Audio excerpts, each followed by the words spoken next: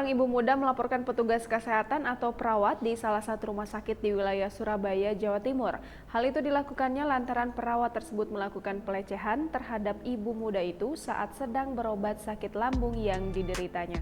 Waduh, jadi nggak nyaman dong mau berobat.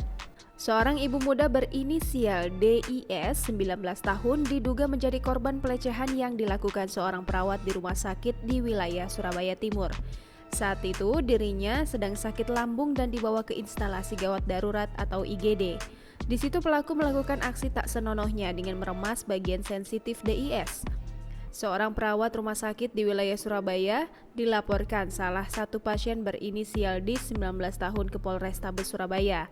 Mama muda asal Gebang Lor, Surabaya melaporkan karena perawat diduga melakukan pelecehan seksual. Kejadian memilukan itu saat korban DIS berada di ruang instalasi gawat darurat pada Minggu 21 Februari 2021 dini hari.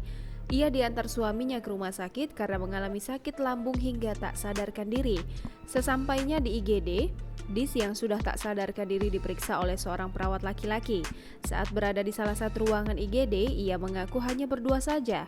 Mula-mula perawat laki-laki tersebut memeriksa detak nadi dan tensi DIS. Setelah melakukan tindakan asusila itu, perawat tersebut pergi tanpa menjawab saat ditanya namanya oleh DIS. Tak lama, suami DIS datang bersama dokter untuk memeriksa kesehatan DIS.